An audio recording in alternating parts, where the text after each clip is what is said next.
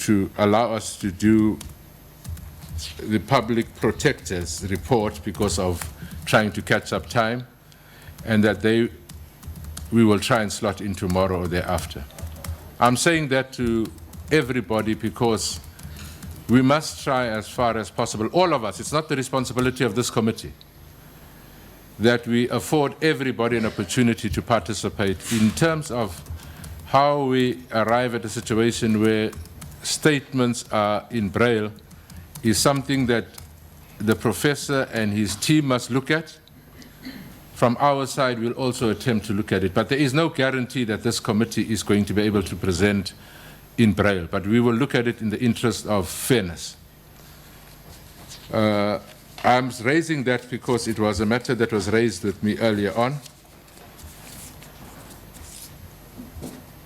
And also, just for the sake of preparedness, we took the decision to look at the Auditor General, to look at EASA, and to look at the Public Protector, because one, those are public documents, and two, those presentations do not need an evidence leader. They should be very safe in terms of all of us having had sight of them at some point, and they should be able to buy us time in terms of the time that is lost. So in absentia to Mr. Lubisi and Mr. Mavuso, we will come back to you and explain why we had to go this route because of this unintended circumstances. Having said that, honorable members, I am now once again having reported back to you adjourned until 11 o'clock. At 11 o'clock, Auditor General, you will do your presentation. When done, it will be followed immediately by the EASA, and immediately thereafter, which probably will be after lunch, we'll have the engagement with the Public Protector. Are we clear, honorable members? Is there clarity on the proceedings for today? Thank you very much. We will resume at 11 o'clock.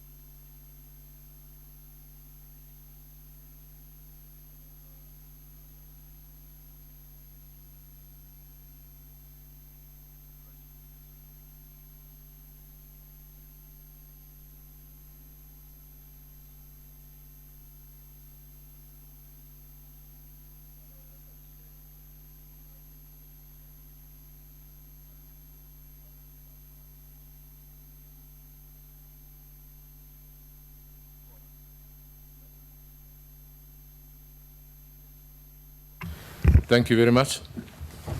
Honourable members, I was consulting with the support that we have available to us.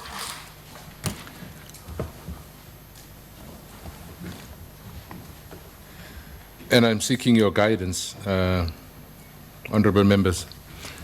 I have just now received a request from the legal team of Professor Maguvhe, indicating that in the absence of these documents that we're talking about, Public Protector's report, the Auditor General's report, and the EASA report, that those documents are not in Braille, or he doesn't have a Braille copy in his possession, and the seriousness of this inquiry, that might just jeopardize him, and they'd want to address the committee on that matter. And then I would imagine decide the way forward. Having consulted with the legal team,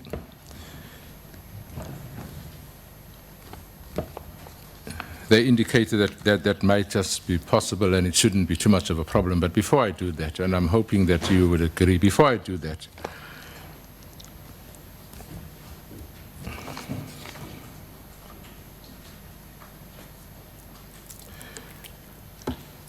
the practical reality that we're faced with now is that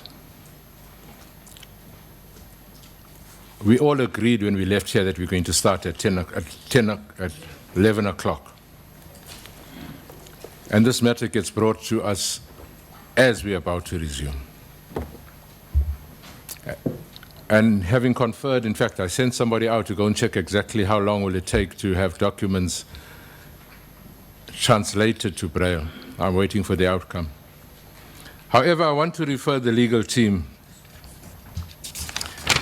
to my letter dated the 17th of November for notifications of hearings. And if you go to the last page, where we talk to interpretation services, I'd like to read it. The proceedings will be conducted in English. Should you require an interpreter, kindly submit a request via the committee secretary at least 7 days before the hearing at which you're going to appear. Now, I suppose this is going to be a legal technicality whether Braille is interpretation or not interpretation. And the question is, how do we proceed from there? Because we had asked them to give us that notification, everybody that is to appear in front of this committee, to give us that request 5 days before they are expected to appear to this or to participate in this inquiry. So I thought I would put that on the table.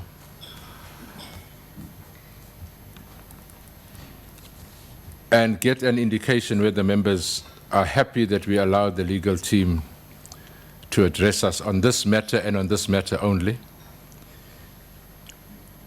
And how do we take it forward? Mr. Singh, I'm going to take only 2 hands.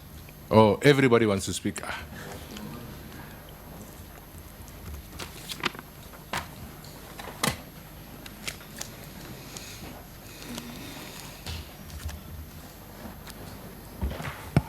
Before you continue, Mr. Singh,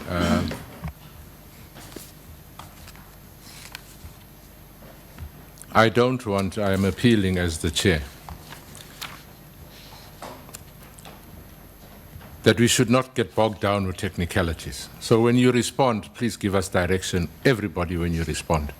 I really don't want to get into the debate. I want somebody to give us an indication in terms of the way forward. we cannot continue to delay these proceedings much longer. And I'm hoping by the time that you've responded and Mr. Maguvhe, Professor Maguvhe and his team have responded, I would have a word from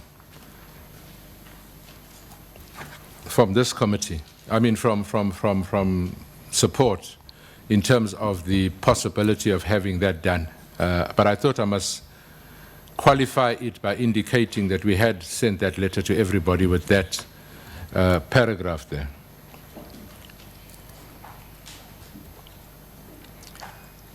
I also want to indicate to the legal team that all other documents that we've sent to Professor Maguvhe were sent in Word to allow Professor Maguvhe to do the translation to Braille on the board's request.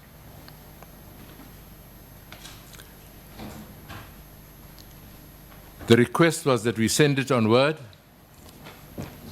so that it can be translated into Braille, and that was the request from the SABC. We've not received any request contrary to that until 11 o'clock when we returned.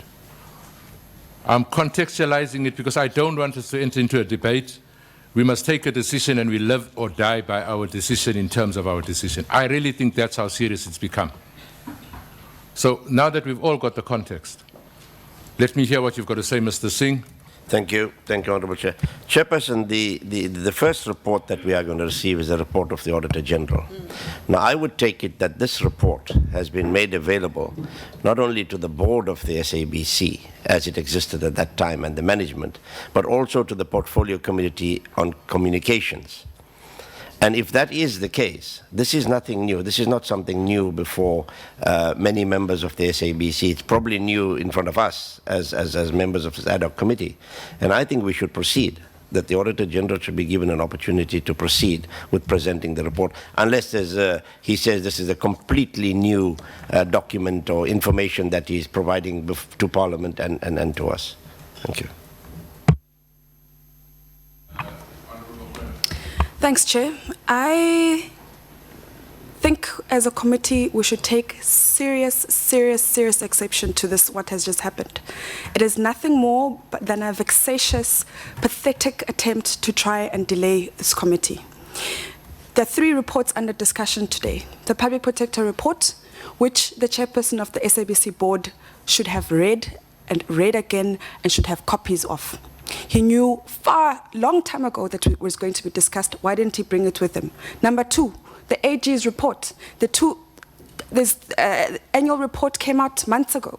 Surely that the chairperson of the SABC board has read and read and read again the AG's report. Number 3, EASA. EASA's report on the violent protest ban. The chairperson of the SABC board should have read and read and read those documents again. Furthermore, as you said, Chairperson, on the 17th of November, you indicated to all the witnesses that there would be translating services provided.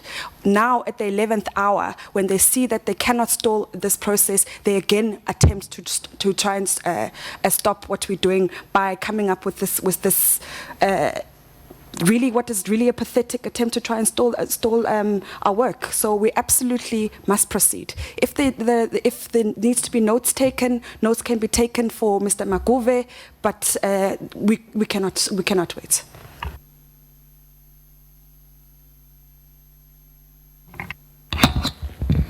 Thanks, Chair. I think in light of the fact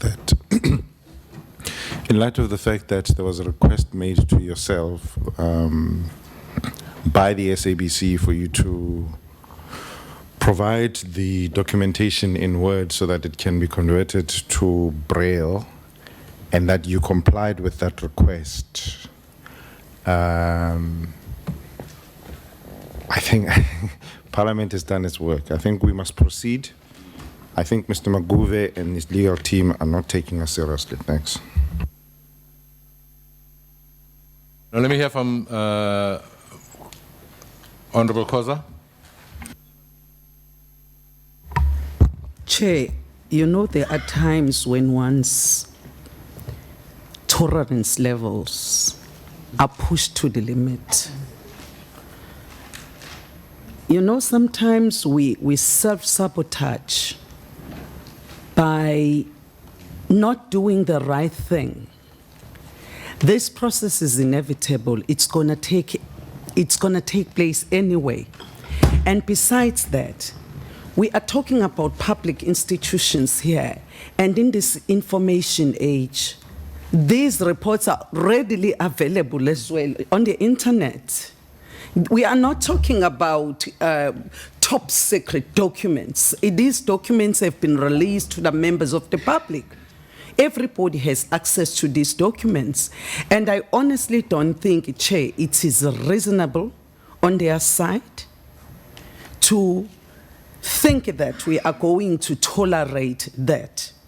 In as much as we are very accommodating and we are very logical beings, but there is a time when we have to put our foot down and say no.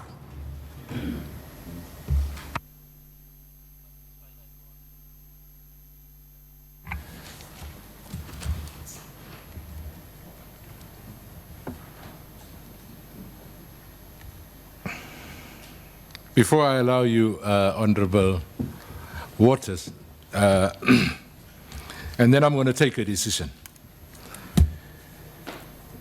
We received an email from Teresa Geldenhuys,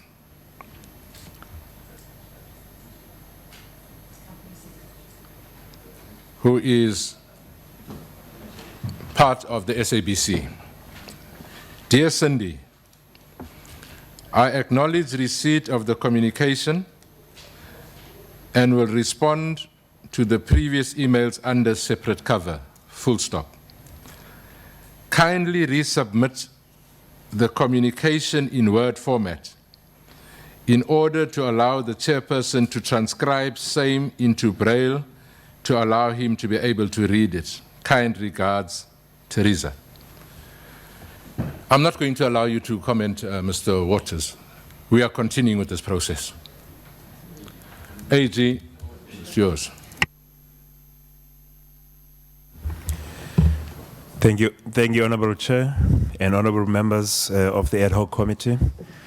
My name is Eugene Zungu. I'm the National Leader in the Office of the Auditor General, and I'm here with the team to present the summary of our reports for the last 3 years, being ending March 2014, March 2015, and March 2016. And the team that is accompanying me on the furthest left is Alice Muller, who's the corporate executive responsible for the audit of the SABC. And next to Alice is Promise Buthelezi, who's the senior manager. And at the back is the other senior manager responsible for this audit, being Zipho Mdluli, and next to him is Nico Mahlaudi, who's the manager. I think as a combination of the team, we're going to deal with the presentation together. I think at this point, if I can hand over to Alice to kickstart the process.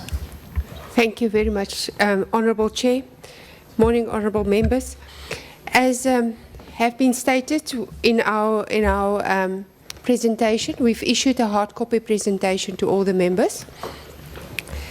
On page 3 of the presentation, the Auditor General is here to enhance accountability, oversight and governance. In order to, can I continue, Chair? Okay.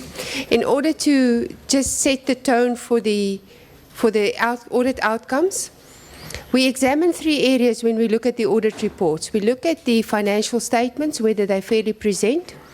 We do a review on the reliability and the credibility of performance information, and we also look at the compliance elements that the entity have to comply with. If you want to understand what audit opinions mean, we've included the slide 5 and 6 on the audit opinions just shortly. If you have financial statements that are free of misstatements, the performance reports are useful and reliable, which means it's credible, and there's no non-compliance, material non-compliance that we've noted, we issue a clean audit opinion, which means it's unqualified with no other matters. When it's unqualified with other matters, it means that on the financial statements, the entity is doing well, but that they still experience challenges with performance information and compliance matters. We also issued qualified opinions if there's any areas in the financial statements where we believe that the information presented in the financial statements, any account balance, is either not accurate or valid or complete. We will then qualify that specific area in the financial statements. An adverse audit opinion means that the financial statements are wrong, in short. And a disclaimed audit opinion means that we could not get enough information to determine whether it's right or wrong, and for that we then withhold an audit opinion.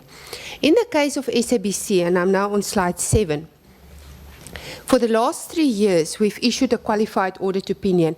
And Honourable Chairperson, you asked us to reflect on the last 3 years, but I think it will be good to mention that for 12-13, the year just before, the SABC received a disclaimer of audit opinion. So they started off with a disclaimer in 12-13 and then worked their way towards improvements. Although on this slide, you will note that they still qualified. I think I also would like to note that the factual correctness of the findings in the audit report were confirmed during the audit process, and there was no contestations around any matters that were raised in the audit report. Promise Buthelezi was the engagement partner on the assignment, the senior manager responsible for the audit. So I'm going to ask him to share the insights on the specific audit with you as we continue with the presentation. Alice, thanks. I'm going to cover the exact outcomes in the past 3 years, and how I'm going to structure my presentation. I'm going to look into the financials, performance information, and compliance, because I mean that's normally our structure of our report. So as we've highlighted that in terms of the financial statements, the SABC has received the qualification in the past 3 years. We must recognize the progress which has been made in terms of resolving some of the qualifications over the past 3 years. I mean, you'll see that in 2014 there were 8 paragraphs in the audit reports in terms of the qualification. So in 2015, it reduced to 3. Well, ideally it's 2, but I mean 3 because there's tax implications in terms of the TV licenses. And also you'll see that what has been common in the outlook of the 3 years has always been a regular, fruitless and useful expenditure disclosure note. And I think what's very important and critical to mention is in terms of the control environment, it's still weak. So the progress, which is good, has been made in the past 3 years, has been resolved via the usage of consultants. Now, the issue with that is the sustainability of the internal controls is not there, because I mean it's like you're fixing the issue and then you're gone. So I think it's going to be very important that we highlight that, because ideally for the entity to be able to sustain the clear administration, it's going to require the basic, the daily and the monthly internal controls. If maybe I can zoom into the qualification which was there last year. I mean, as I've mentioned before, it's a qualification which has been sustained by the entity for the past couple of years, and in that in the table, which I've included on slide 9, I've included the amount of irregular expenditure which has been identified. Again, I think I must be very clear there. It's the amount identified in that year, not necessarily that it's incurred in that year. So you will see that there's some amounts relating to the current year.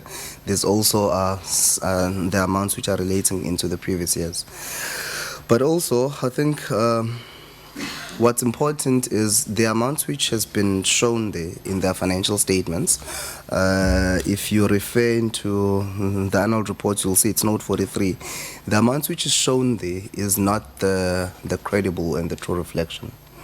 What I mean by that is it can be more, it can be less, mainly because our qualification was based on the disclosure notes. And you'll see again, if you refer into our report, in the annual reports, you'll see that we've highlighted issues on the overstatements, so which means there's amounts which are shown there which are not supposed to be there. We've also included in our report the issue of the understatement, so which means we've identified some irregular expenditure which has not been shown there also. And there's some issues that we've picked up in terms of the records management, which means there's some information which we requested was not provided. So in short, there is a closing balance of 5.1 billion in note 43. However, as I said, we've qualified the amount, so the information which is appearing there is not the information that we can fully rely on. And again, I'm assuming that we've read through the annual reports. So if you look specifically in note 43, which is regular, fruitless, and useful expenditure disclosure notes, you'll see the nature of the irregular expenditure which has been shown or which has been disclosed there is in the past, in the current year, there's been issues where the original tax clearance has not been provided, which is part of the requirements in terms of the SCM regulations. And then you'll see also that there's been payments made without the contract. Okay, if you want the full values and details, they've been shown there in the disclosure notes. And also there's some weaknesses which are there in terms of their contract management when it comes to the suppliers. And also there's been issues where the SCM processes has not been implemented. Like, for example, the incorrect evaluation of the criteria in terms of evaluating the different bidders, where in some cases we've picked up that the minimum number of quotations as per their policy, they were not obtained. So I mean the examples that we've included, they are impacting on the principle of fairness and as per the PFMA. If we look in slide 11, again there, it's just the exact amounts on fruitless and wasteful expenditure. It's shown in the same note as per the annual reports. So again, it's the entire note that we've qualified. So those numbers also, which have been shown there in that note, they're also not the numbers that one can rely on. So which it takes me to the compliance issues, which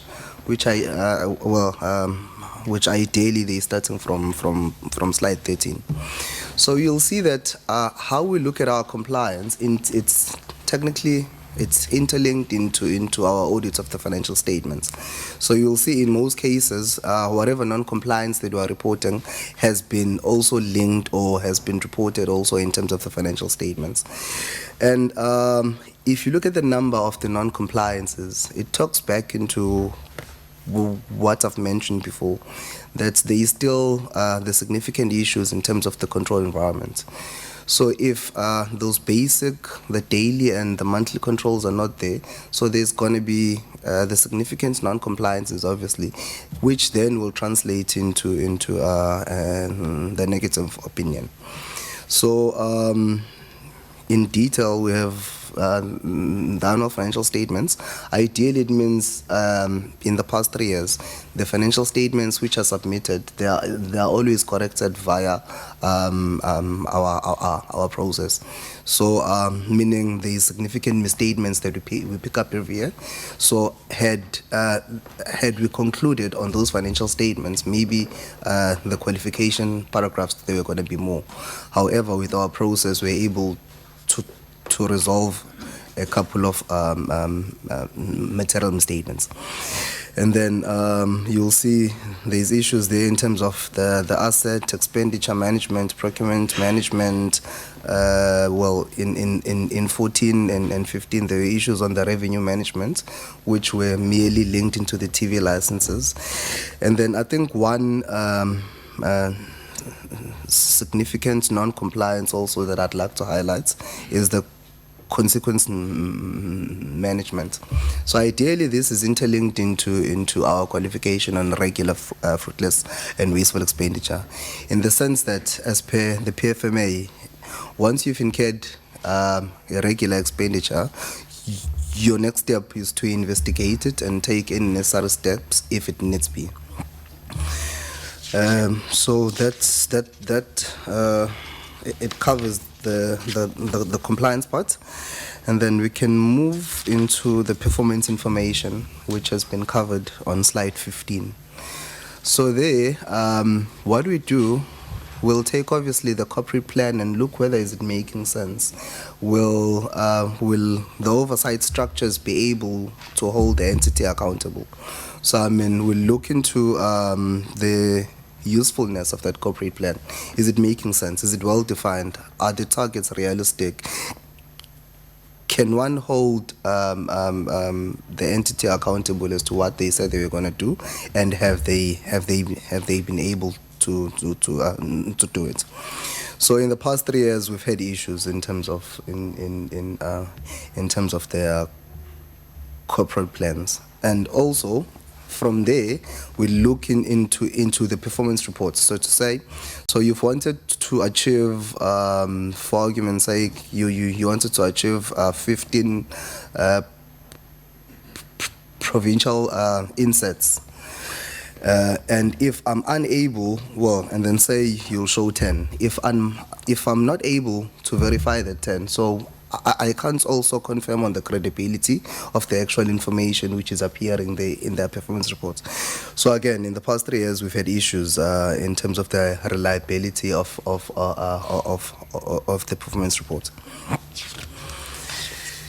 And then the last phase of my presentation is looking into the overall, the key controls, the assurance providers, what we've picked up as the root causes, and what we've recommended in the past, which we have suggested that if those things are implemented, I think they'll change the status of the internal controls.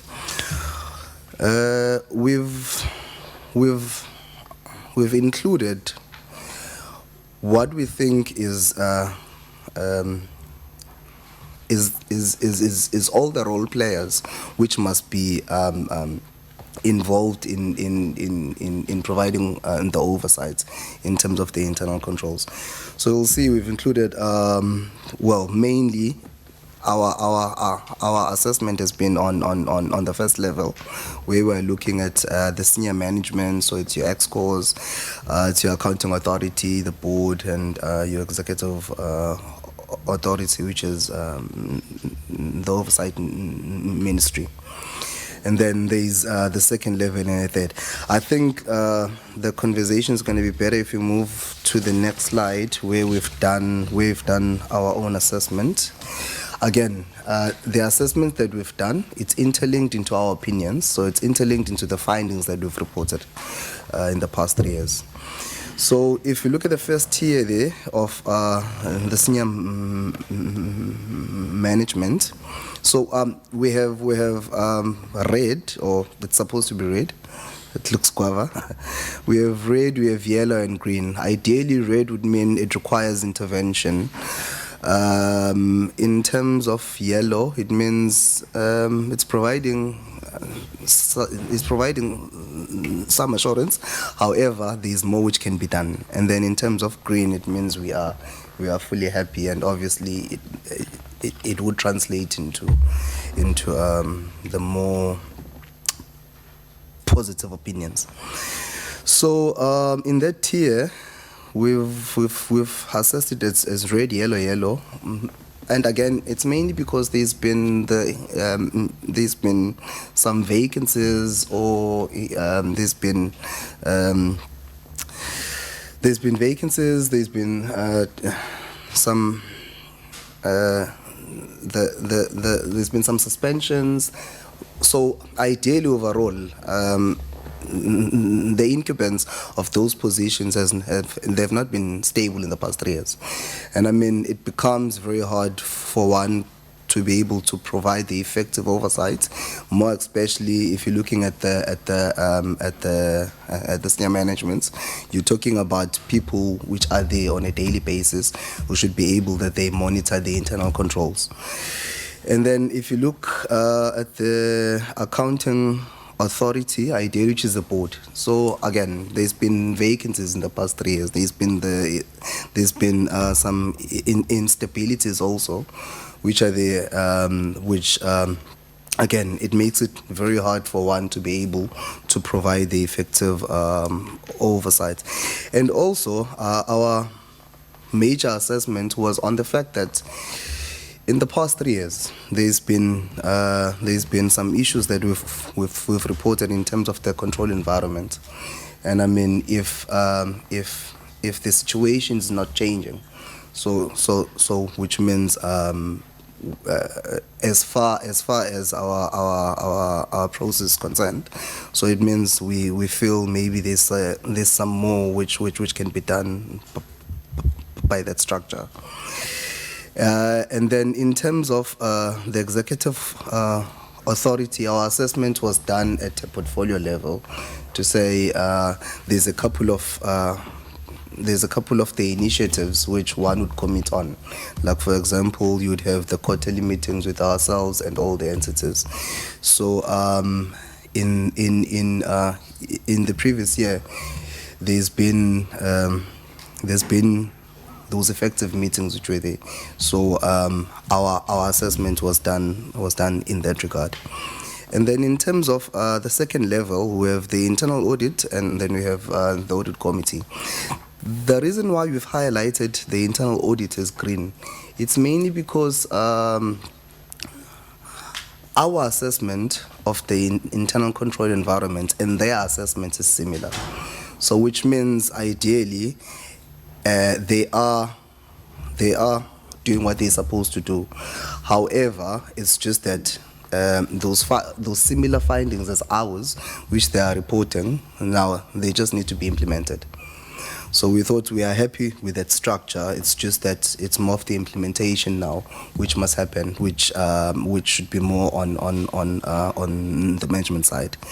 In terms of the audit committee, it's linked into the internal control environment. Ideally, the only time that this committee would be green, it's because there's clean administration, there's no material misstatement. So ideally, they are providing that effective oversight in terms of the control environment. So that slide, if you read it with the slide on number 19, you will see that there's going to be the similarities. So what we do, we'll assess the internal control environment under we look into the leadership, we look into the financial and performance management, and then we look into the governance. So I mean, it's clear in terms of the leadership, there's been issues in terms of the in terms of those structures. They are not stable.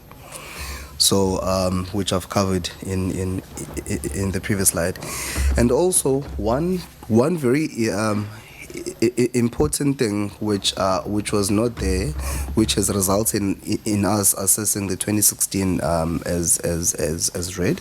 It's because the performance management system was not implemented in there. The policies, they've been crafted and all of that. However, they've not been implemented. And I mean, without an effective performance system, it can't then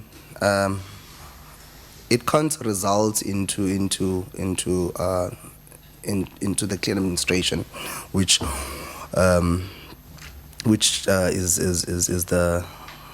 is the plan, ideally. Okay, so in terms of the financial and the performance management, the entity has been qualified for the past 3 years. So surely it means there is some intervention which is required. We've recognized the fact that the qualification paragraphs have reduced. However, it's those basic things which are required. It's your daily, it's your monthly controls, it's your basic reconciliations. It's having a proper record management system. It's not having any misstatements on a daily basis, basically. So they were saying there's still some intervention which is required. And then in terms of the governance, mainly we look we look into the internal auditing process rather than the function, and then we'll also look into the risk, into the risk assessments. So in terms of the function, it's there. However, it's just that the findings which the internal audits is reporting, they are not being implemented effectively. So again, we were saying there can still be some significant improvements. So in slide 20 and slide 21, we've included what we've picked up as the root causes of this poor control environment, and we've suggested some recommendations, which again, I think I must highlight that is the recommendations which we've been highlighting in the past 3 years. They've been similar. So I think if they can be implemented, we can see some significant changes. And I mean, the root causes that we've picked up is the instability and the vacancies in the key positions.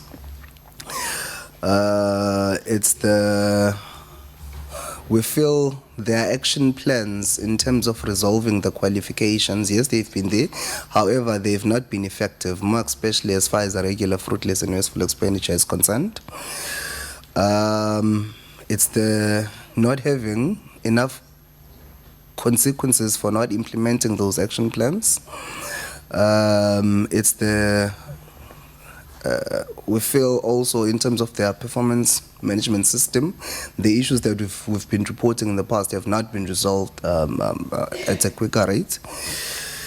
And then there's still some poor record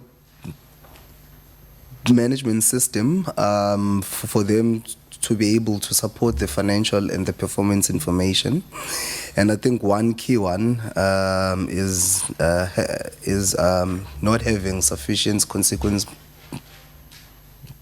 management for some non-compliances. So, as part of our recommendations, ideally, they are responding into the root causes which I've highlighted, to say you'll need to have you need to fill the vacancies with the competent skill.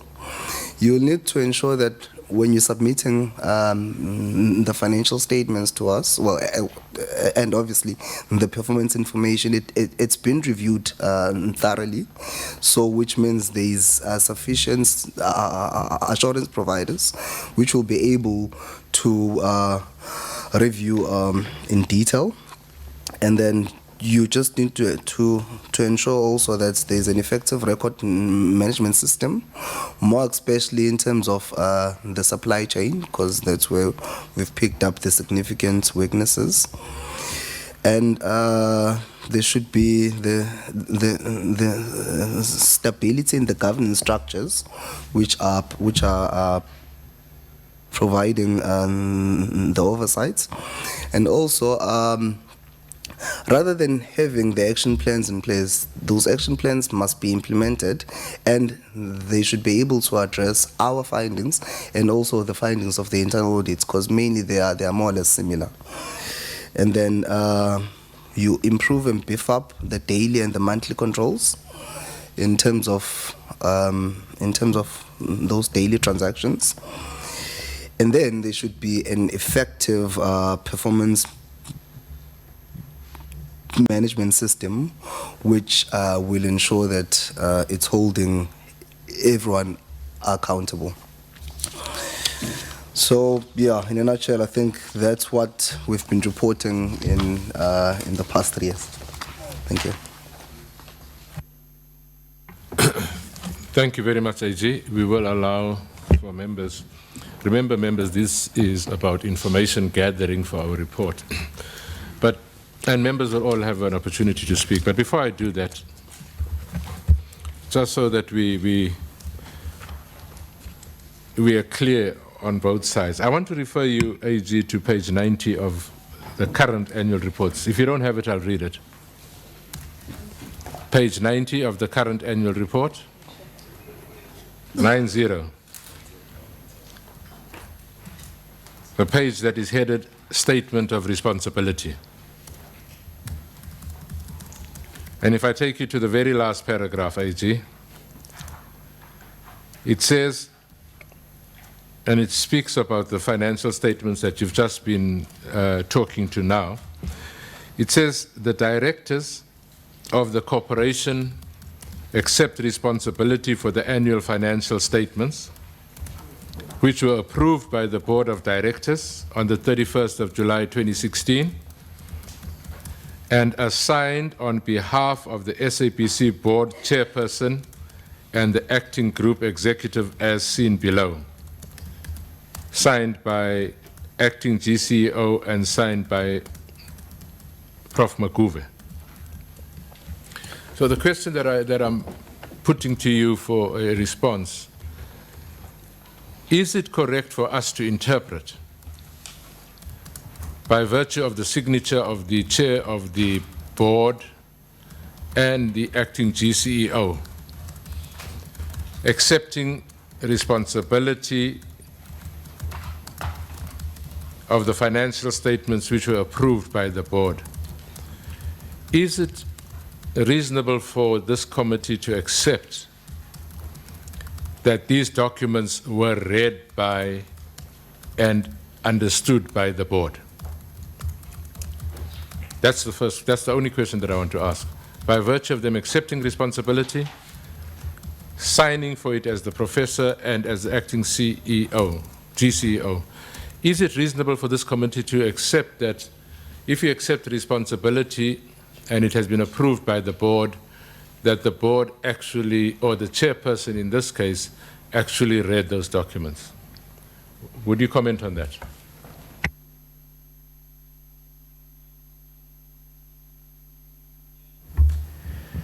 No. Thank you, Chair. I think the very short answer is that it is absolutely correct to make that assumption, because that's what this statement of responsibility entails. Thank you very much. I thought it was important for us to put that on the record, because what we were dealing with here was the financial statements where the chair and the GCEO accepted responsibility on behalf of the board with their signatures. just so that it's very clear that it was not an unreasonable conclusion reached by the committee on this particular matter. Having said that, let me open up to members if there are any questions of clarity. And members, please, if we could be efficient with our questions, we will take maybe 2 or 3 questions, allow you to respond, 2 or 3 questions, allow you to respond, and then wrap up on this matter. Let's start with, Van Dam, Killian, I beg your pardon, Singh, Kubiso, Mamkoza. Have you got your hand up? Mokwena, Chauke, and then Jabu, Matlangu. We are not going to all ask. After a certain point, we will come to round 2. Honourable Matlangu. Can we start with Killian? And can I also request, honourable members, that we all limit our, I beg your pardon, Van Dam, that we all limit to at least 2 questions so that we allow everybody to participate, as to opposed to one person asking 100 questions. If that is fine, you'll have a second round. Over to you, ma'am. Thanks, Chair. I'll definitely be brief. Thanks to the AG's office for appraising us on the financial management at the SABC. It's quite clear that the financial management has regressed over the last 5 years. My question has to do with consequence management. In the latest annual report, the AG's office remarks that disciplinary steps were not taken against officials who made and permitted irregular, fruitless and wasteful expenditure as required by section 51(1)(e) subsection 3 of the PFMA. That section states that the accounting authority for a public entity must take effective and appropriate disciplinary steps against any employee who makes or permits irregular expenditure or fruitless or wasteful expenditure. Which employee would that be? Would that be the CFO, the COO, or would that be the board? So which entity must be held responsible and disciplinary action taken against in terms of that section in the PFMA? Thank you. Thank you very much. Then can we move on to Ms. Killen? Thank you. Thank you for the presentation. My 2 questions, the one links onto the PFMA and its centrality to the audit. Could you perhaps just indicate if it is which sections, apart from section 51, specifically deal with public entities where you have a board and those fiduciary responsibilities of the board? Also about specifically their role to ensure prudent financial management, if you could respond to that. And secondly, if you could indicate as part of this question what relevance Treasury regulations have on state-owned companies. Could we also be direct as far as that concerned? The second question relates to your audit of what they are supposed to do. Now, clearly you have the Broadcasting Act, and the Broadcasting Act is very specific as far as the SABC's public and commercial enterprises are concerned. Have you, in fact, assessed whether they have compiled their financial statements in terms of the Act? Have they therefore complied with the Broadcasting Act's prescripts? If you have not done so, if you could just address us on that matter. Thank you, Chair. Honourable Singh, thank you very much, Chair. 2 questions. My first relates to reports. Before a final audit opinion is released, either to your clients or to Parliament or whatever, there's an exchange of there's discussions between the management of the entity or organization and yourselves, which follows with the management letter. Now, are the contents of the managed letter privileged information between auditor and auditee?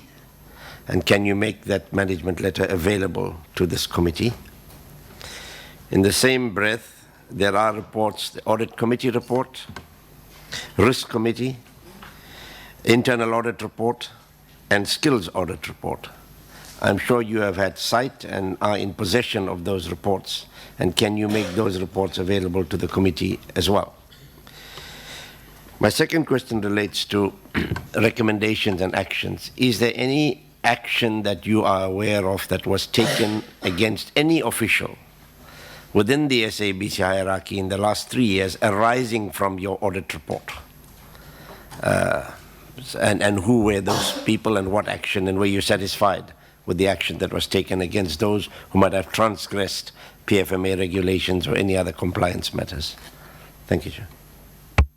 The last honourable member for this round will be Prof. Kubisa, and then we'll take responses and we'll move to the next. Prof. Kubisa. Thank you, Chairperson.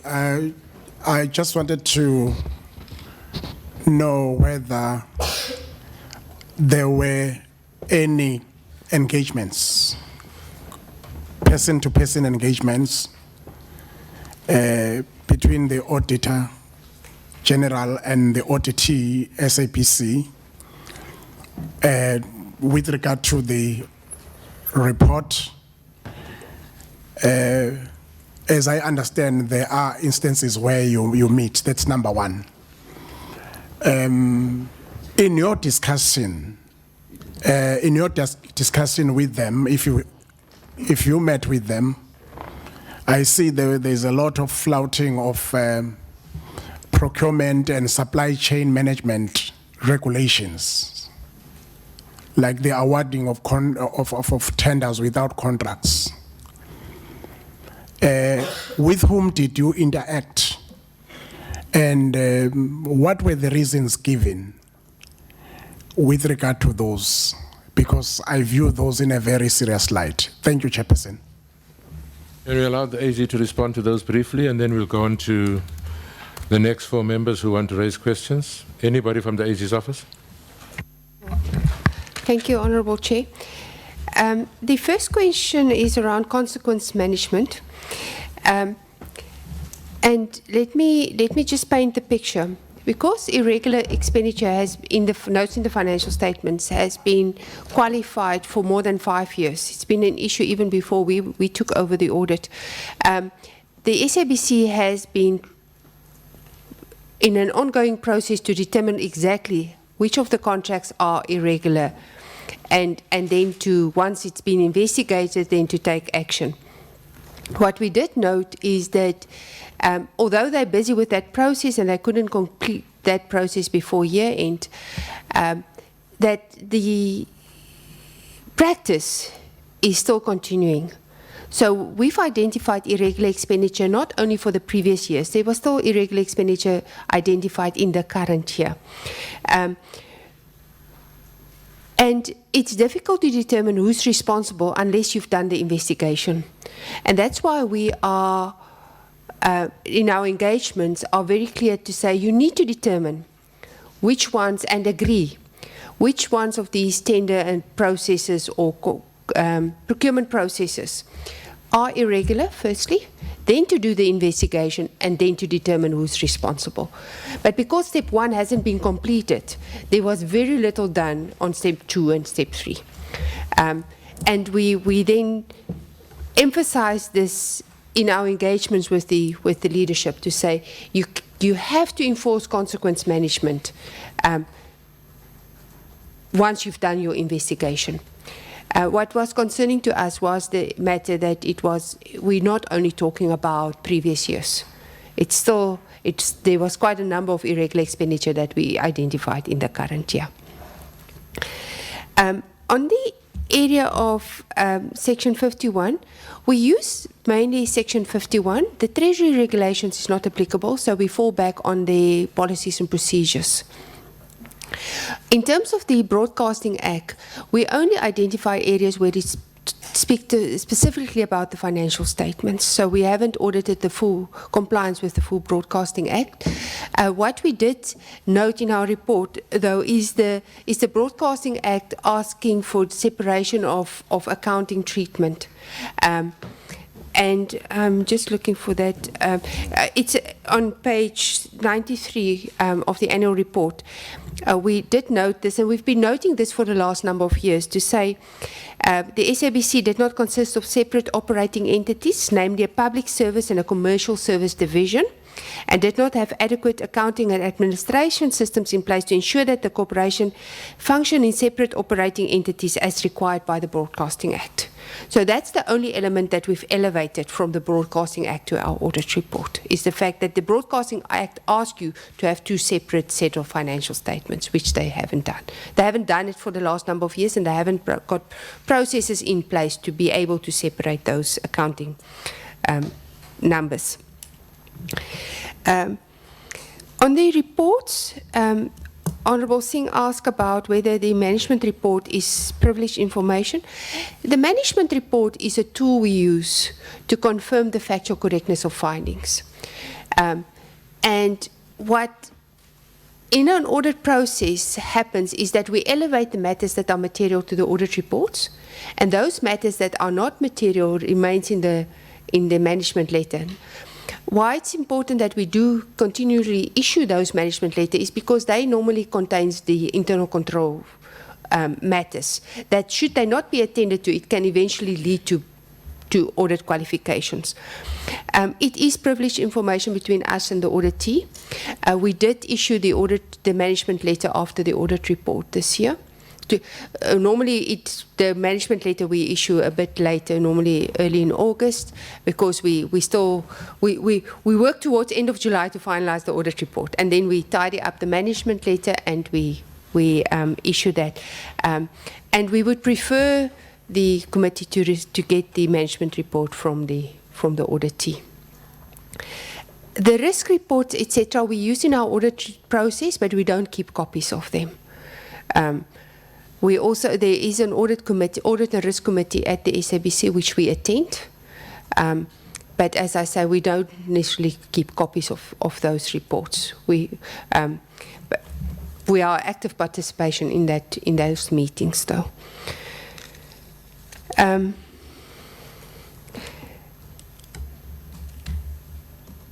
I'll come back to the actions and recommendations. I'm going to ask and phone a friend here. Any engagement between AGSA and the SABC? There is a number of engagement that takes place between us and management. In our management report, we also, by the end of July, list how many engagements we've had during the audit process. In this case, with the Chief Executive Officer, we've had 7 meetings, and with the CFO 6 meetings. So there's continuous engagements that happens. We cannot audit in silos. It's important that whatever and actually throughout our audit process, there's continuous engagements. The audit report was also discussed and tabled at the AGM, where it was then discussed at the board, with the board members at the annual general meeting.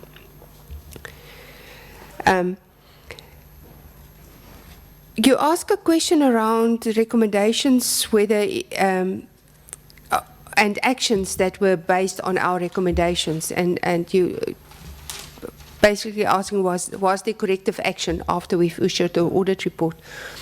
I think, Chair, this one is a difficult one to answer because of the instability in the leadership. It's not always so clear whether action was taken as a result of our audit process or other processes.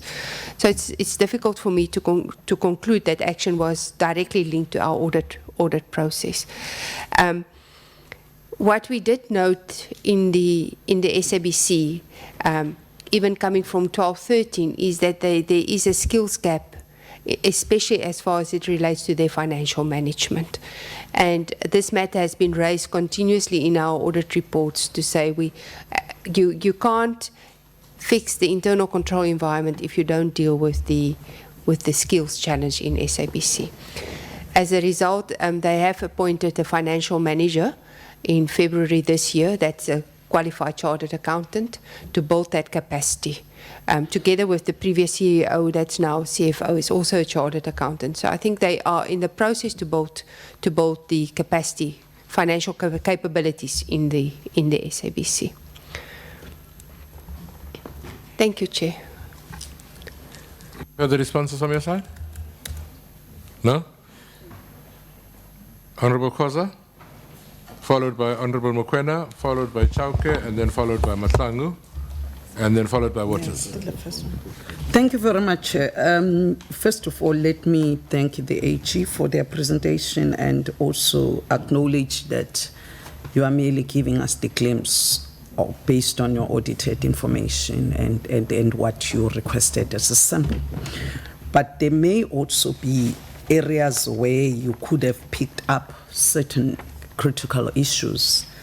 Like, for example, I just want you to expand on what you have recorded here, that the total accumulated balance in the annual financial statements was 5.1 billion, but the disclosed amount was qualified. Now, what are the underlying qualifications?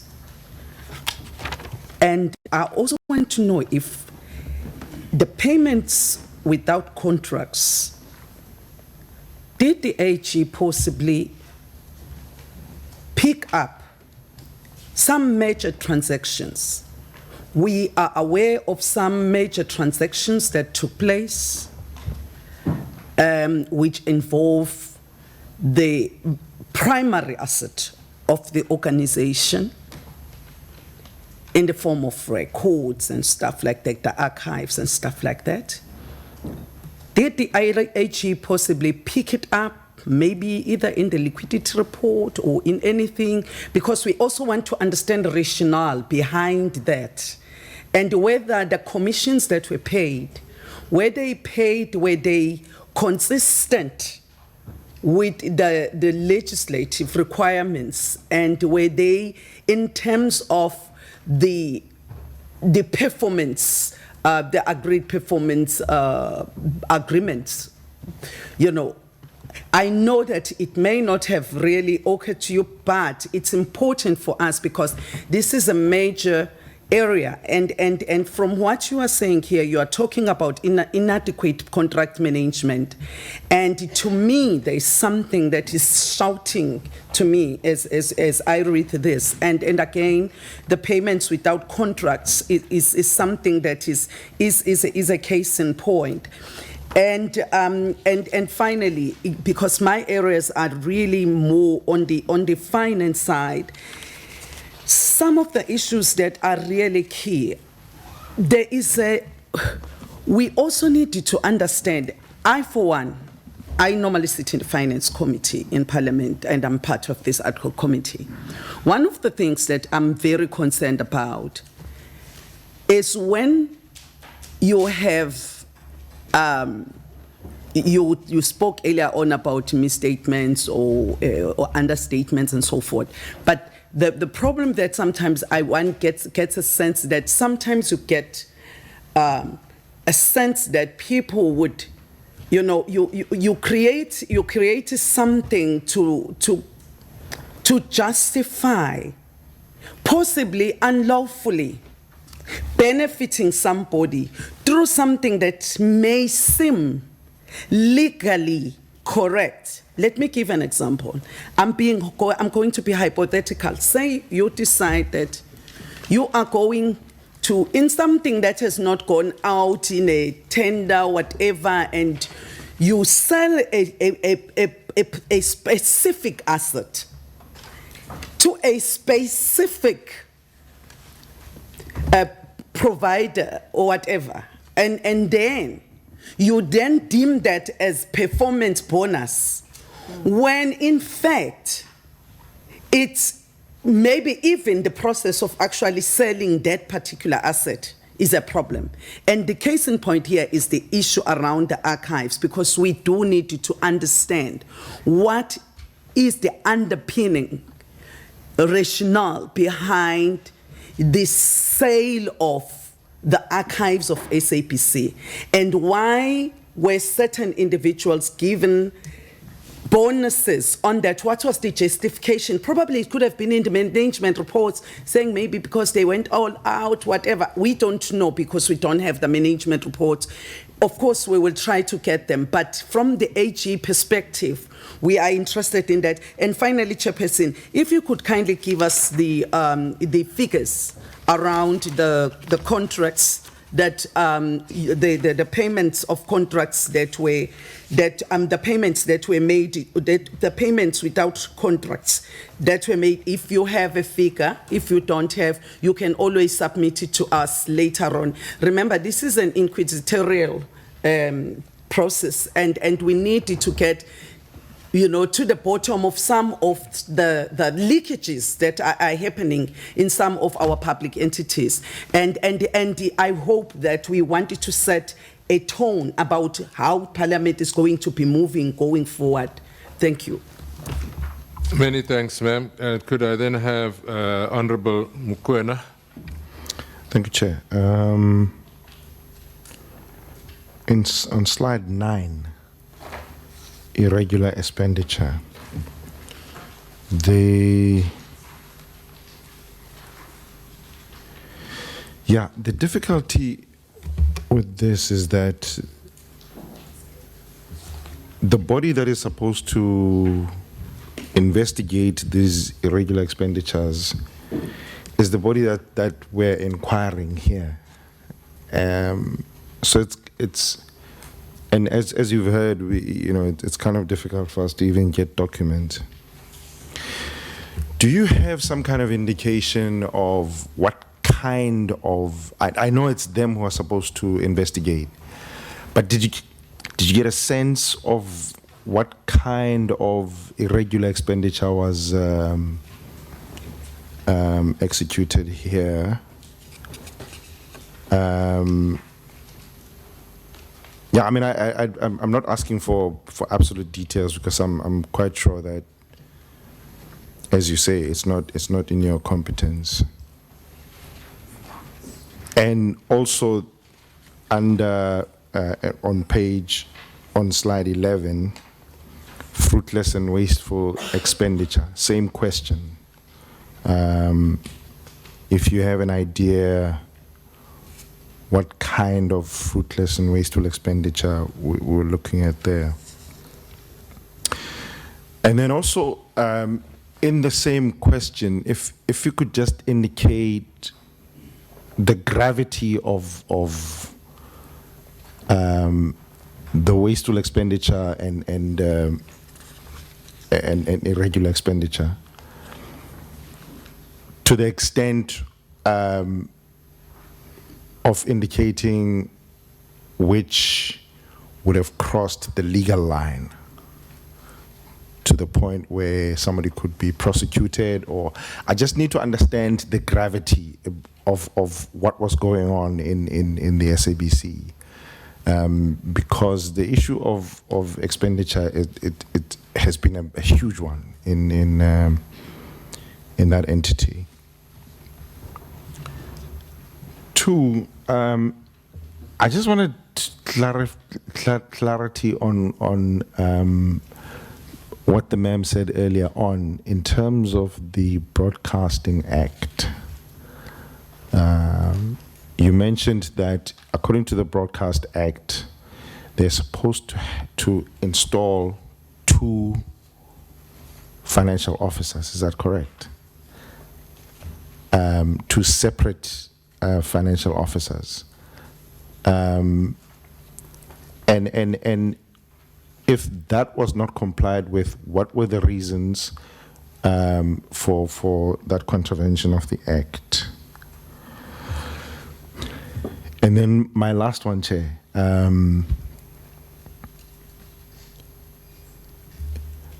In terms of the investigation, you would have done your audits for the past 3 years. You would have made recommendations for the past 3 years.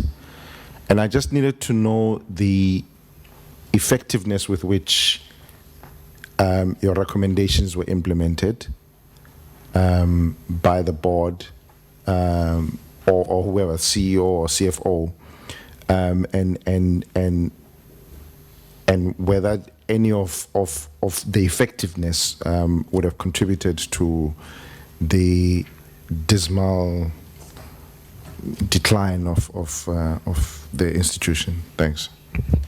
Thank you very much, sir. Honorable Chauke? Thank you very much, Chairperson. I think most of my issues I was going to ask have been asked by colleagues already. I will need clarity with regard to a process that gets followed when you are in a process of finalizing your report. And I think it may be specific for a reason why I'm asking you, is because I want to understand your engagement with the accounting authority, the executive authority. And the accounting authority being the board. The executive will be your accounting officer. And your accounting authority will be the board and the shareholder, because I think it cut across your report. You will then have to brief this line of leadership. It will be important to get from you, have you engaged with the shareholder, being the political authority, the shareholder? Have you engaged on the issues? If so, when did that happen? Specifically, maybe if you can share us with the date in particular then. With regard to the accounting authority being the board, as it is established in the Act, the complement of the board. Have you met with the board to share with the board your findings? Now, having done all of this exercise, you'll then arrive at your, what you call, is it your, not your audit action plan, the plan of action, meaning that after this finding, therefore, the commitment that these authorities then make to address your findings. That commitment, do you have that commitment in a plan form? I think you understand what I'm talking about. If you have that commitment, it will be important to share that commitment with the board, with the other committee here, because that commitment will then demonstrate the commitment of these authorities that I've made mention of in addressing the challenges at SABC. And that will therefore include the following things: issues of irregular, fruitless, and wasteful expenditure directed by public finance dictate what action must be taken. Investigation, recovery, and action. Now, the three steps that are identified in the PFMA instruct us what we must do when there's a regular expenditure. Now, we're dealing with a 3-year sequence of findings. And I think I've understood you very well when you say that, in fact, it seems that there's never been compliant with the Act with regard to what action must be taken when there's a fruitless, wasteful expenditure and irregular expenditure. This obvious will then demonstrate to us as to, is there capacity in the SABC to deal with such matters? Because if there's no capacity to deal with such matters, I think it had to come forward. You need to be able to share with us. In your engagement, you don't see this commitment, or do you see it? Is there leadership that is able to take forward these issues? Because ours is to find out from you to share with us that particular exercise. And I thought that, Chair, these 3 areas will then demonstrate for us if there's leadership around these areas. Now, in your engagement with the accounting authority, I just want you to share with us your experiences with regard to the earlier issue that the Chair in fact, has made a ruling on. Have you ever come across a situation where you are requested to submit your annual report in a Braille form? Meaning that of your findings, your report of the Auditor General. Have you ever done that? It will be important that you sort of share with us that particular area and how you have managed to deal with such issues when you are dealing with the board if they've risen. Thank you very much, Chair. Honorable Mahlangu. Chair, thank you. Two quick ones. The first question is actually the process. The lady responded to the issue of the management letter or management report, and it's fine if she says we have to get it from from their auditee. But what I would like to understand is, well, they've lost some of those documents according to the information. Now, what I wanted to know is when you deal with those questions, those engagements, do you deliver hard copies to them? Do you use email? But the related question is, we will pursue getting that information from themselves, but you have a relationship with them. One would assume that if they have lost those copies, you have them, so they can still get them from you to make them available to the committee. Perfect. The second question that I would like to raise, it's just something that I think will help us to deal with other matters. If you could just indicate to us as to which areas in the SABC did you audit and which areas were not audited?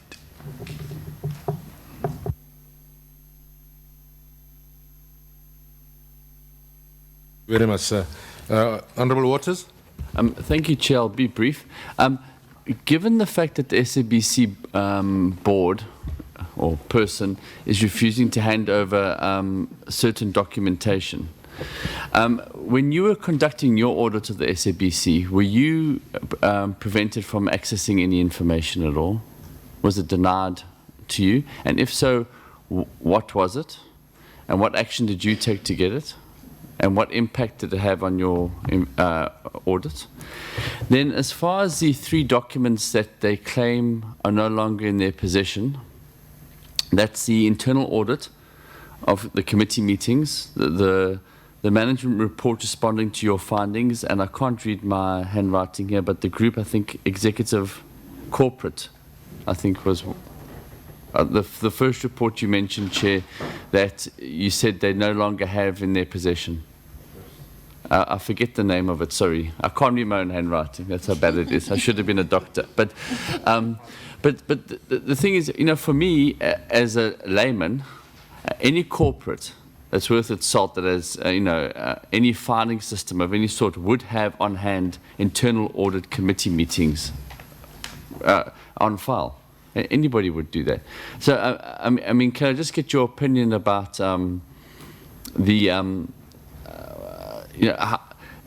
your view on whether or not organizations such as the SABC should have these documents ready at hand for us to access, and the fact that they claim they no longer exist and can't find them. Thank you. And Chair, I've got to go to that other meeting. You're free to go, sir. After when? No, Van Damme won't report back to you. The committee will report back to you. Thanks. AG? Thank you, Chair. I'll start with the last ones. The last two, and let me reflect on the refusing to hand over documents.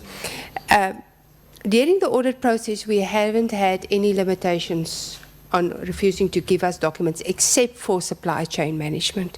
In our audit report, you will note on page 91 of the report, we indicated that supporting documents to verify the disclosure of 141 million to test the compliance against supply chain management regulations were not provided for audit purposes.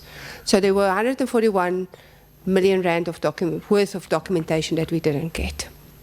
That was the only scope limitation we had. We didn't have any other scope limitation in terms of the financial statement audit. The 3 documents that you refer to, they do have a very good company secretary, and they should be able to provide. That's just my assessment, to provide the document. The management report they do have. We give the document in hard copy as well as we mail it to them. And if they don't have it, they can ask us. We will mail it to them again. We've got the mail where we send it to them. The areas which were not audited and audited, I think we audit the financial statements, but we audit the material balances. We don't, and remember, we audit on a sample basis, so we don't audit everything. We select some transactions, and then based on those transactions, we make our conclusions.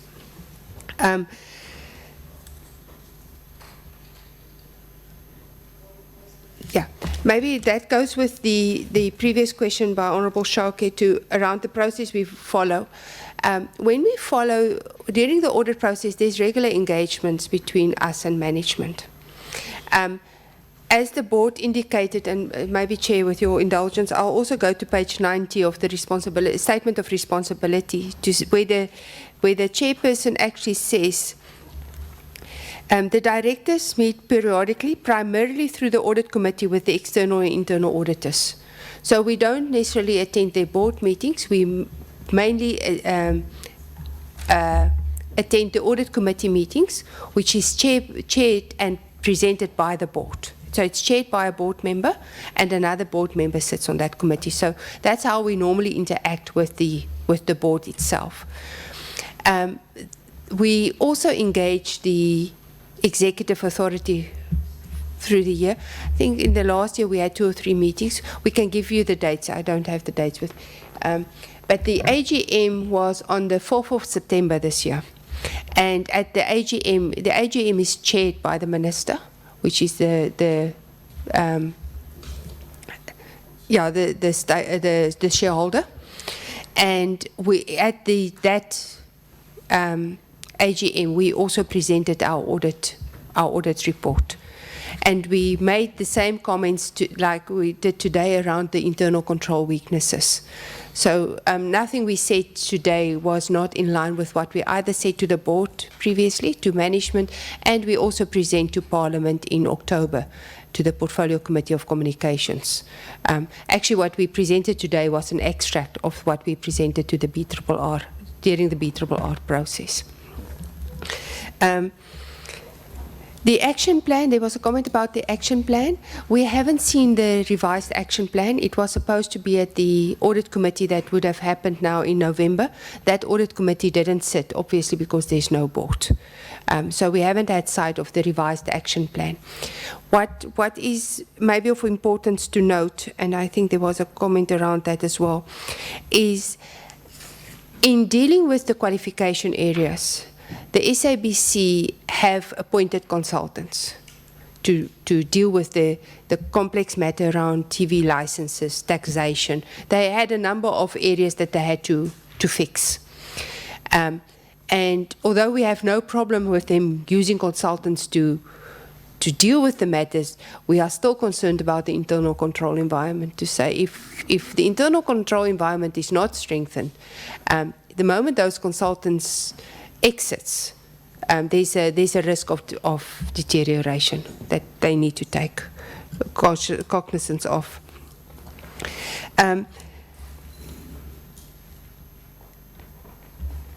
As I mentioned, there was a number of engagements with the minister as well.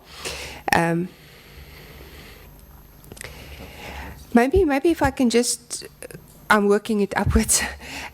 there were a question by Honourable Mokoena around the Broadcasting Act and 2 different offices. It's not necessarily 2 different offices, it's 2 different sets of financial statements that they need to prepare. Even if they're one office, they need to differentiate, they need to split their accounting records to know what is for public broadcasting and what is for commercial, which they're not able to do currently.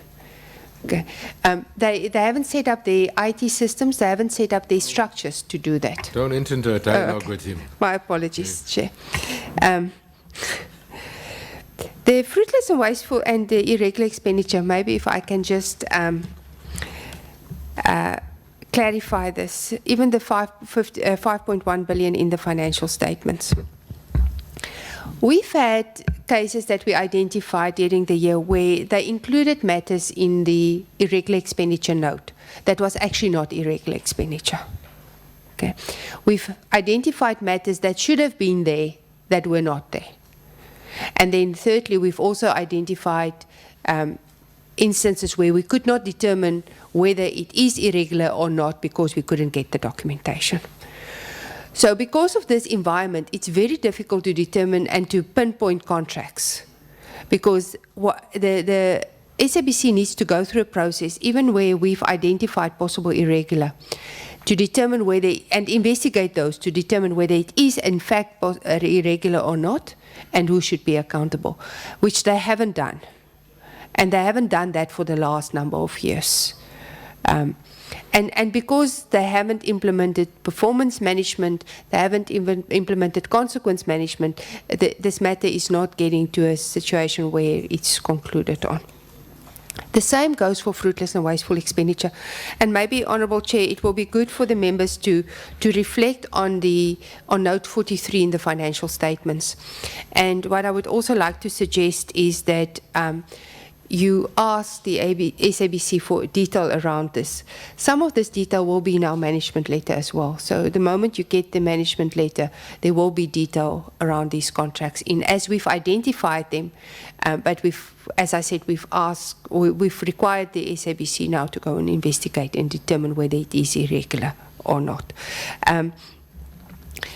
So although there's figures and we've identified some irregular expenditure, we've qualified the amounts in the financial statements, because we cannot say whether it's right or wrong. It needs a lot of work to determine what is the nature of these transgressions. Maybe the one that I would like to highlight is what they've also highlighted in the annual report, is where let me just indicate, delegation of authority contravened. And Chair, I'm noting this because I saw it in your terms of reference as well, where you looked at the delegation of authority, where tenders had to be approved by the board that were approved at CEO or EXCO level. And I think that's what they themselves disclosed, and it will be good to get those examples from the SABC. The similar explanation I will give for fruitless and wasteful expenditure. What is here is not complete. We've identified a number of fruitless and wasteful expenditure that were not disclosed in the financial statements. Again, they need to go and investigate the matters that give rise to fruitless and wasteful expenditure. What they've also, and I'll highlight this to you, is the recruitment process is not followed. You will note in the financial statements an amount of 19 million that they've disclosed themselves, identified this year, where appointments were made that were not in contravention with their own recruitment processes, and they've disclosed those as fruitless and wasteful expenditure.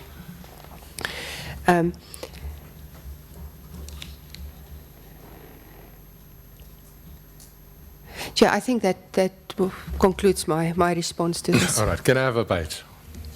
Could I have a bite? Just one question. We'll come back to you guys, but remember our agreement was that this is inquisitorial. We're not engaging them, so we don't do it, but I'll allow you. Mine is just one question, ma'am, and I think when you responded to the first question from Honorable Killian about comparing your audit to the requirements in the Act. She mentioned one thing. I want to put it to you, AG, that Section 24 of the Public Audit Act says the accounting authority must keep proper records. Section 25(2) of the Public, what is that? The Act. Section 25(2) says the accounting authority must lay before the auditor all books of accounts, all vouchers in support thereof. That's not negotiable. The Act says that must happen by the accounting authority. And finally, the Companies Act, Part C, Section 28(1). Part of the responsibilities of the accounting authority must keep accurate and complete records. So the Company Act requires proper records. The Broadcasting Act itself requires proper records. You are indicating to this committee that that was not the case. Can you confirm that? Yes, Chair, it is in our audit report where we indicated that, which is a public record, 141 million rand of, 143, 141 million rand of documents could not be provided for audit purposes. All right. I'm going to, because it's the second round, I'm going to allow just one question, please. Not input. Just put the question to the AG without preemptive story, and then let's get out of here by 1 o'clock for lunch because we want to catch up time. Let's take Honorable Van Dam, Honorable Killian, Honorable Singh, Honorable Chauke, and then Honorable Khoza. Van Dam. Thank you, Chair. Could I ask, Chair, through you that together with all the other documents we've requested, that we request the supply chain documents that were not provided to the AG's office. Could we also request that? Yeah. And then, as a follow-up to my question, I guess what I was asking is, other than the accounting authority, which is the board, which should be held accountable for any financial mismanagement, in terms of the staff side, who does the buck stop with? Does it stop with the GCO, the CFO?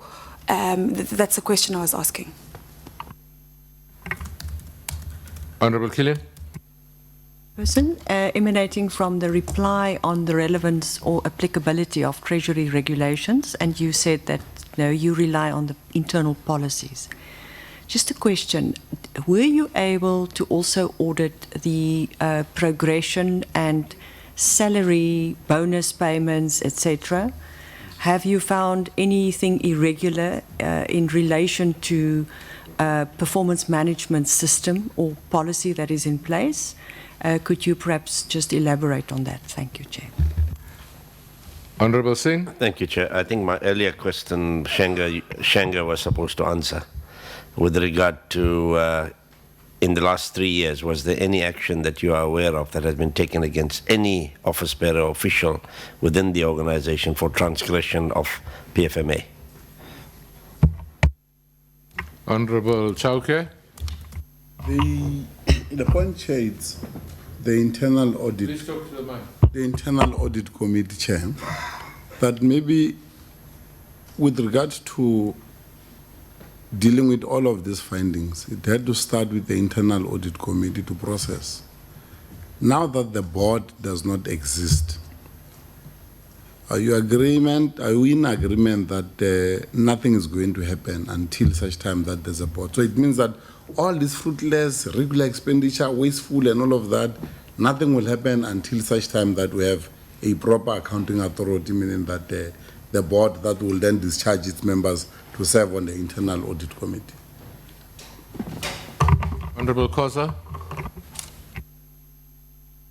Chair, I assume, and I'm hoping that my assumption is the correct one, that the reason why you were not able to answer the questions is because you battled to get even the reliability and credibility of the information that you have is such that it's very difficult to ascertain exactly the figures. Am I correct?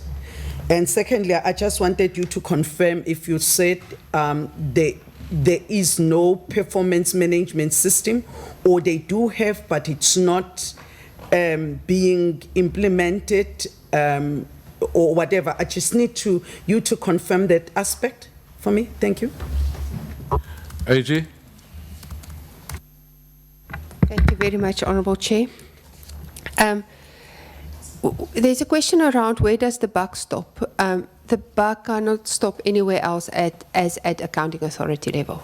It cannot stop at CFO level or group executive.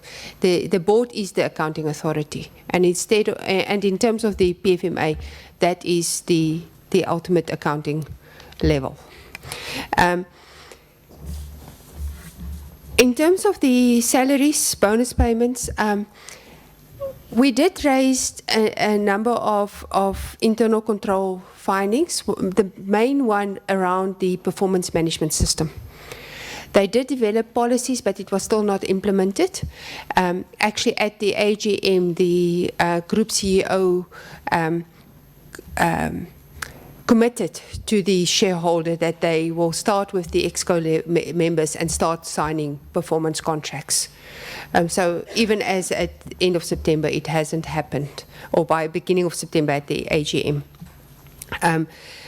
What we did look at, though, is that any adjustments to salaries,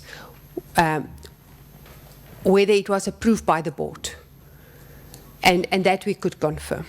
That any processes followed was never delegated down to other levels. It was any group CEO, EXCO member salaries, the general salary increase of the SABC, all of that was approved at board level.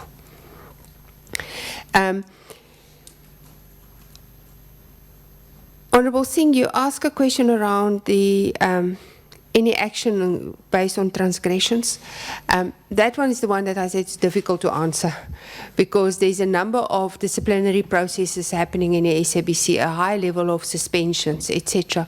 And it's difficult for us to determine whether it was as a result of PFMA and our audit findings, and whether there's other transgressions that they were based on. We haven't done that analysis to determine which suspensions and actions was as a result of our audit findings. It's true the audit committee hasn't been able to sit because there's no board. There was supposed to be an audit committee now, October, November, that committee didn't sit at all. So that committee is not able to function because it's a subcommittee of the board. Because the board is not fully constituted, it cannot sit. Honourable Khoza, you're correct to say that it's difficult for me to respond to the irregular expenditure in the contracts because of the completeness and the reliability of information that we have at this stage. And then, yes, there's no performance management system in place in the SABC to hold people accountable. Even at the AGM, Honourable Chair, it was raised by the Minister. Because they did disclose bonus payments in their financial statements, and she questioned it to say, how do you pay bonuses based on what if there's no performance bonus? The group CEO indicated that it was not performance per se, it was the 13th check that they allowed in terms of their agreements with staff. But yeah, we've raised the issue around the fact that there's no performance management process at the SABC. Thank you very much, Chair. Just one last question that you didn't answer that's very important for the session. One of the members asked the question, has it ever been a requirement from your side to, when you do presentations, provide the board with Braille? Whether it's the shareholders meeting, has that ever been a requirement? And how did you deal with it? I think that's the question. My apologies for that, Chair. It was never a requirement. I'll leave. Aye, Kakui. No, Chauke. No, Chauke. Honorable members, it is 1:15.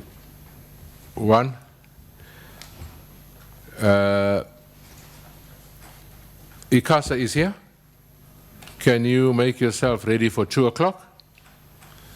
And at 4 o'clock, we will see the public protector. You have a sense of how the proceedings will continue. You'll give your presentation, you'll defend your position. So we'll start at 2, and the public protector would be at 4. Honorable members, just to indicate, again, in the interest of transparency and everything else, while these proceedings were continuing, we were also inquiring about the possibility of translating the witnesses' statements into Braille. Indications are that it is possible. I will ask Cindy and the table staff to find some money to do that with the witnesses. Certainly not with the institutions, but with the witnesses. I was informed now that it's possible and it wouldn't take too much time. So hopefully we would be able to get Braille even for the witnesses as we start tomorrow. It's important that we say these things because we really want to be able to defend our report at the end of the day. That we're doing everything that is humanly possible, even if it's taking the extra mile. I'm not sure what the reaction or what the consequence of the leaving of this inquiry is, but for the record, we will make statements made by witnesses available in Braille, at least one copy. Cindy, maybe you would take a chance to communicate that to the board, but I thought it was important that we raise it. And we obviously have to see what the reactions are on that matter. We are going to break for lunch. I'm not sure if we've provided lunch for everybody. Everybody, no.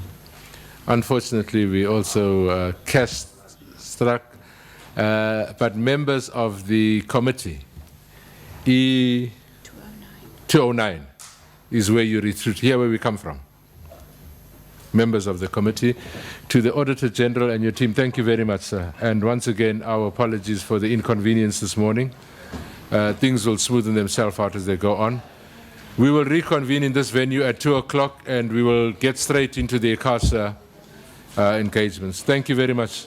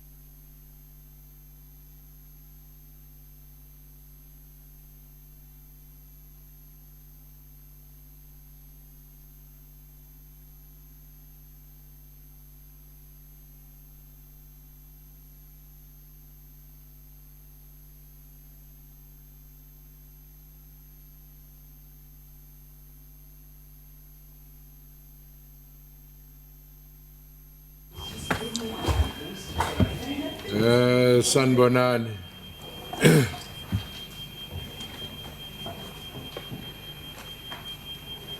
We, honorable members and guests, are moving on with our program. We are scheduled to get a briefing from EASA on the report. A presentation of the report was made available to us, thank you very much, dated the 29th of November, and I'm assuming that that is the report. Thank you very much. Members would have had sight of it, and of course, as we did earlier on, we will engage with the report in terms of clarity so that we are able to incorporate as much as possible into our final report. And as we've got only 2 hours, as you probably have noticed, even from this morning, so we are going to ask you to be as economical as possible with time. It is 2 o'clock. If you could be done with your presentation by about 2:45, if that is at all possible, as the absolute latest. It will then allow members to meaningfully engage with the report. If we finish within the, we've got an hour. That was our schedule, isn't it? It was an hour, isn't it? But we've, Public Protector is coming at 4. All right. Public Protector is scheduled for 4, so we've got between now and 4. But if we could keep it as limited as possible, I'm sure members would welcome a 10-minute break before the Public Protector. You don't have to take it to 4 o'clock if it's not necessary. So can we allow you to talk through your report? And around about 2:45 will indicate that if you could start wrapping up for us. Thank you very much. The floor is yours, ma'am. Thank you, Chair. Good afternoon, Chairperson, honorable members. My name is Nomvuiso Baji. I am a member of the EASA Council. I am a councillor. I am joined here by 4 gentlemen. To my left is our Chief Operating Officer. His name is Mr. Wellington Ngwepe. Next to him is our Chief Executive Officer. His name is Mr. Pakamile Pongwana. Next to him is our attorney, Mr. Mike Mutswaning from MBA Attorneys. And just behind him is Caleb. Caleb works very closely with Mr. Mutswaning. The presentation, Chair, is set out into 6 areas, as you have seen the outline on page 2. So those 6 areas are those that are listed there. I will not go through them. Just at the outset, I'll just set the tone in terms of the legislative overview. What does the Constitution of the Republic of South Africa requires and actually provides? That a national legislation must establish an independent authority to regulate broadcasting in the public interest and to ensure fairness and a diversity of views broadly representing South African society. Hence, we are here today, which is the role of EASA insofar as broadcasting. EASA also deals with the Electronic Communications Act, amongst other legislation, which is of 2005, wherein we are directed as EASA to ensure that broadcasting services provide for regular news services, actuality programs on matters of public interest, programs on political matters of public interest once again, programs on matters of international, national, regional, and local significance. Further, we are, in terms of the Public Broadcasting Services side of the Broadcasting Act, Chapter 4, it has the following requirements that are placed on the programming content of the SABC, that it must reflect the attitudes, opinions, ideas, values, and artistic creativity, advances the national and public interest, promotes the rights of all South Africans to receive and impart information and ideas, provide for a wide range of audience interest, beliefs, and perspectives, reflect a high standard of accuracy, fairness, and impartiality in news that deal with matters of the public. We will have what we call a universal service mandate in all our licenses, be it broadcasting, be it telecoms, be it postal services, or electronic communications. Insofar as the SABC has what we call a public broadcasting service mandate, which has extensive universal service obligations, but for purposes of this presentation, we've just highlighted 3. They have an obligation to provide coverage to 100% of the population, obligation to cater for all South African languages, particularly marginalized languages, through its national and regional licenses. It has an obligation to cater for minority groups, children, women, and people with disabilities. EASA, on the other hand, is so far as broadcasting is concerned, and the SABC in particular, we are obliged to monitor and enforce compliance by the SABC with the Charter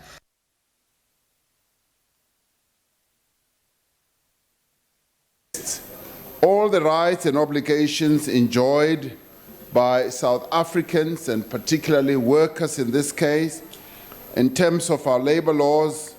Those laws also apply to foreign nationals who are working in our country.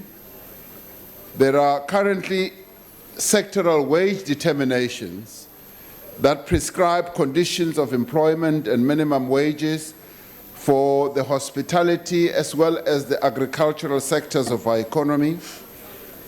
Should any employer pay wages that are below what is prescribed in the sectoral determination, such an employer will be flouting our labor laws. Before a foreign national can be employed, as I'm sure we all know, an employer needs to secure a work permit for a foreign national employee. However, an employer can apply for a work permit for a foreign national in instances where the prospective employee possesses what we would call a critical or scarce skill not available in our labor market. The social partners in NEDLAC are currently engaged in deliberations on the recommendations that were put forward by an advisory panel on the minimum wage. Once agreement has been reached on the level at which this minimum wage or a minimum wage will be set, it will cover all employees in our country regardless of their nationality. Employers who do not comply, whether their employees are South African or whether they come from other countries, will face penalties. The national minimum wage, in the end, should not be seen as a recommended wage. It is a wage that forms the floor below which no employee may be paid in South Africa. Once implemented, the national minimum wage will significantly improve the position of the lowest paid workers in our country. Currently, up to 47% of working people in our country earn below 3,500. 50% of the people working in our country also earn below 4,000 rand.